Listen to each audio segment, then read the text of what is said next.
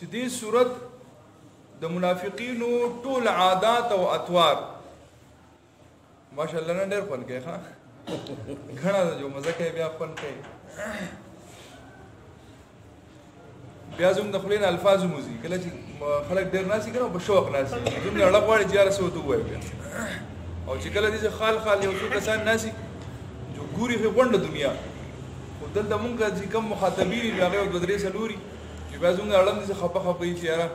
مړه سوق لګینی او بهر حال دا معاشره داسې دا ماحول داسې دی چې خلک چې کم سيزونه د الله او د الله د رسول په مخالفت کې راځي هغه ته خوشاله کم سيزونه د الله او د الله د رسول په مخالفت کې راځي هغه ته ټول خلک خوشاله او هر سړی خپه شوق او بذوق سره ګوري خو چې کم سيزونه داسې دي چې هغه الله طرف ته خلک راګيري د الله دین طرف ته خلک رابلي نو دا غیر هر سړی دی او آسان مثال به رضا د ماقام اعلان درکو ماقام چې کله اعلان وشي کنه تبلیغ والا وای په بای د الله د دین خبره وکيږي د الله د دین خبره وکيږي زموږ استاد محترم دی مولانا حسن صاحب مفتی حسن صاحب ټیپ بس سٹاپ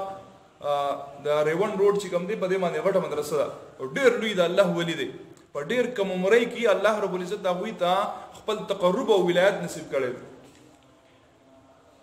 زموږ استاد محترم مولانا داود صاحب الله دې په عمر کې برکت واچي چې ما دوه تفسیر کړی دا مولانا سرفراز خان صفدر صاحب شاګرد دی نو هغه سرزنا سم خدمت مولا کو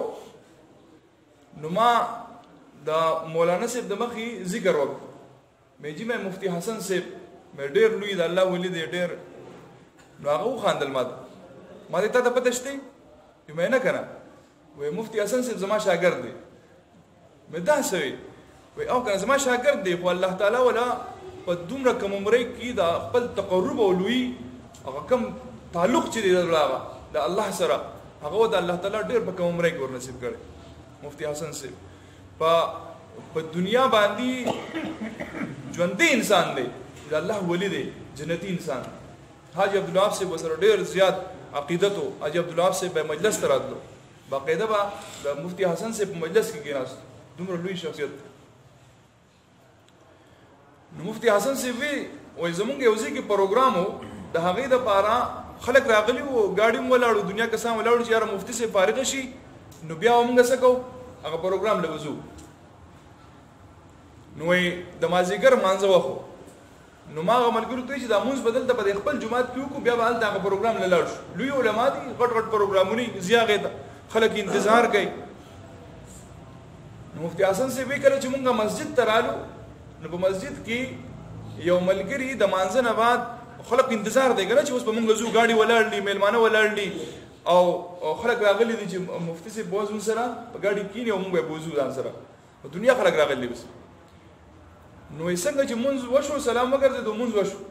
سلام وګرځیدو نو بده کې یو ملګری پاسې هغه اعلان وکړ چې الله مو بخای د الله د دین خبره وکيږي د الله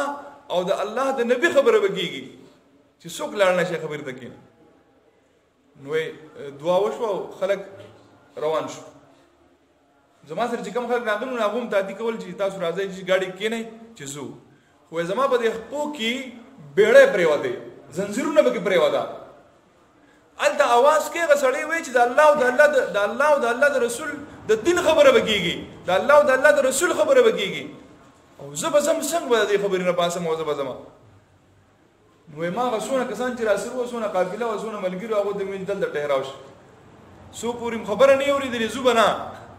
دغه چې الله د دین خبره کیږي مونږ چرته روان یو کوم د الله دین بس روان یو کنه او داسې کیږي د دین خبره ده کنه کینه خبره کړه نو ټول کې ناستا او سو پوری چې هغه ملګری ترغیب غش کوم چې د غش آداب دي هغه بیان کړی نو دا غي پوری یو کس نشو باسي